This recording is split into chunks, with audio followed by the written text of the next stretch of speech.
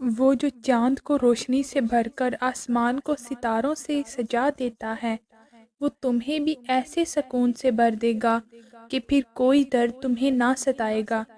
دلوں کی سختیاں صرف ذکر الہی اور قرآن کی تلاوت سے دور ہوتی ہیں، اور جب دل سخت ہوں تب پہلے پہل یہ دونوں چیزیں بھاری لگتی ہیں، لیکن مسلسل کوشش سے بھی دل نرم پڑ جاتے ہیں اور ہدایت کا نور بھی واضح نظر آتا ہے۔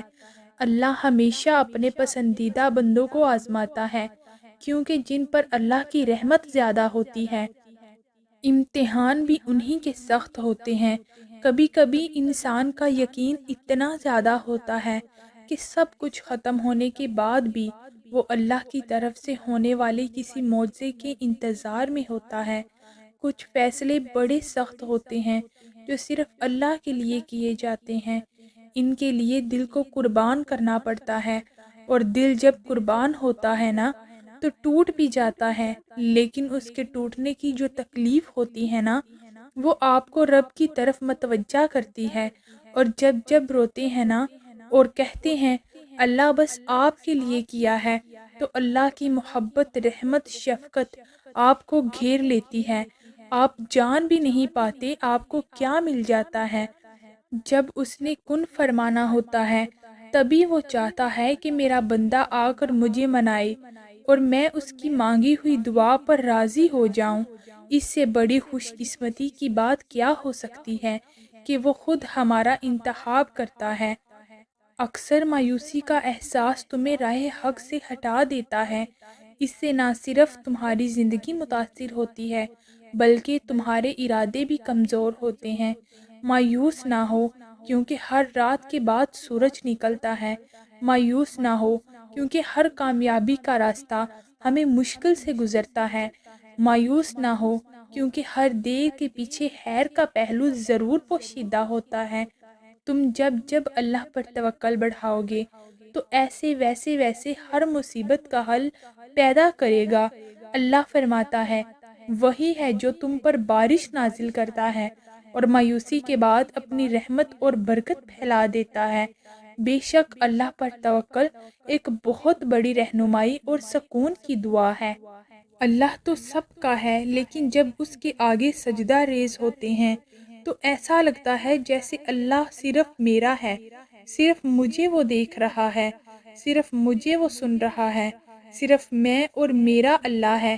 اور ایسا تب ہوتا ہے جب صرف سجدہ نہیں بلکہ سجدہ محبت ادا کیا جائے۔ منزلوں میں رکاوٹ لاکھ سہی، اگر اللہ نے لکھا ہے تو مل کر رہے گا، چاہے پھر وہ انسان ہو، خواہش ہو یا پھر کوئی ادھورا کام۔ اللہ کبھی تمہیں بلا وجہ غم میں مبتلا نہیں کرتا ہے اور نہ ہی تمہیں بے مقصد یہاں تک لایا ہے۔ اور اگر ان بے شمار لوگوں میں تمہیں دعا کی توفیق دے رہا ہے تو جان لو کہ وہ چاہتا ہے کہ تم اسے مناؤ اور وہ تم سے راضی ہو جائے۔ اللہ کو بہت پسند ہے جب تم اس پر توکل کر کے اپنی تمام پریشانیاں بھول جاتے ہو، صبر کرتے ہو۔ یقین کرو وہ پھر نوازنے میں دیر نہیں کرتا۔ اگر اللہ نے راضی نہ ہونا ہوتا تو وہ تمہیں بھی کبھی منانے کا اشارہ نہ دیتا۔